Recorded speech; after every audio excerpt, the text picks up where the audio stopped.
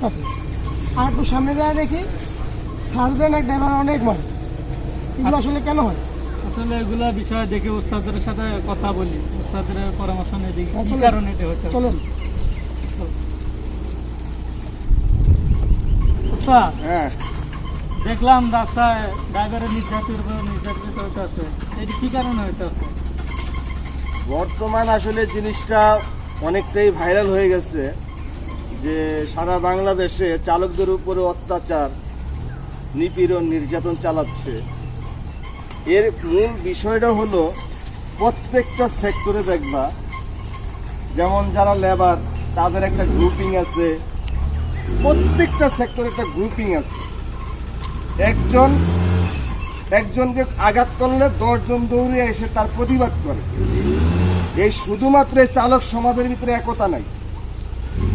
এই একতা না থাকার কারণে যে যেমনে পারতেছে ওই অমনি চালকদের উপরে নির্যাতন নিপীড়ন করতেছে।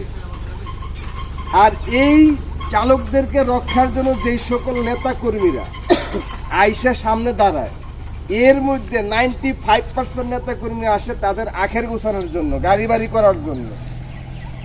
সাধারণ শ্রমিকের জন্য তারা কোনো কাজ করতে আসে না। হাতে করে 2 থেকে 3টা প্রতিষ্ঠান আছে চালকদের জন্য কাজ করে। আর এই 2 থেকে 3টা প্রতিষ্ঠান চালকদেরকে আহ্বান করতেছে, আপনারা আসেন, এক ছাতার নিচে আসেন, এক হয়ে আমরা আমাদের ন্যায্য অধিকার আদায় করি, ন্যায্য দাবি আদায় করি। কিন্তু চালকরা সাড়া দিচ্ছে না। এই চালকরা সাড়া না দেওয়ার কারণে আজকে নির্যাতন নিপীড়িত হচ্ছে। আপনারা যেহেতু চালক হচ্ছেন, চালক হয়েছেন, গাড়ি চালাচ্ছেন, আমি 3টা প্রতিষ্ঠানের নাম বলে দিই। একটা হলো ড্রাইভার্স ওয়েলফেয়ার ফাউন্ডেশন সারা বাংলাদেশ, আর একটা হলো মোটর ড্রাইভিং ইনস্ট্রাক্টর অ্যাসোসিয়েশন। এই 2টার ভিতরে আপনারা যুক্ত থাকবেন। যখনই এই 2টার নেতারা ডাক দিবে তখনই ঝাঁপিয়ে পড়বেন। তখনই দেখবেন আপনাদের যে চাওয়া পাওয়া, আপনাদের যে ন্যায্য অধিকার, এটা আমরা আপনাদেরকে আদায় করে দিতে পারব। আর সড়কে যখন গাড়ি চালাবেন, ট্রাফিক সার্জেন্ট আপনাকে প্রচুর পরিমাণে রাব ভাষা কথা বলবে, আপনাকে খেপানোর জন্য, রাগানোর জন্য।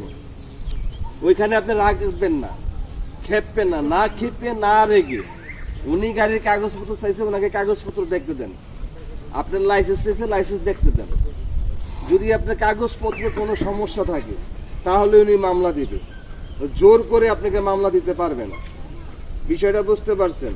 যদি কোনো গাড়ির সাথে আপনার গাড়ির কোনো সংঘর্ষ হয়, দোষ গুণ বিচার আগে 2 জনে নাইমা দেখবেন কার গাড়ির কতটুকু ক্ষতি হয়েছে। ওই ক্ষতিটা দেখে তারপরে 2 জনে মিলমিশ করে নেবেন। কোনো গালাগালি করবেন না, মারামারি করবেন না, হাতাহাতি করবেন না। মাথা ঠান্ডা রেখে আপনারা এটা সমস্যার সমাধান করবেন। যখনই আপনাদের 2 জনের মাঝখানে সার্জন বলেন, পুলিশ বলেন, জনগণ প্রবেশ করবে, তখনই আপনাদের প্যাচ লেগে যাবে। তখন আর আপনাদের জরিমানা 3 গুণ হয়ে যাবে। যেটা 1 গুণে শেষ করবেন সেটা 3 গুণে দাঁড়াবে। তাই বলবো, যখনই যাই হোক না কেন, অল টাইম ঠান্ডা মাথা রাখতে হবে। অন্যকে ছাড় দিতে হবে, অন্যকে সুযোগ দিতে হবে। আপনি একটি গাড়ি চালাচ্ছেন, আরেকজন হর্ন বাজাইছে বা আপার ডিপার দিচ্ছে, হেডলাইট দিয়ে আপনার কাছ থেকে সাইড দিচ্ছে, আপনি সাইড দিয়ে দিবেন।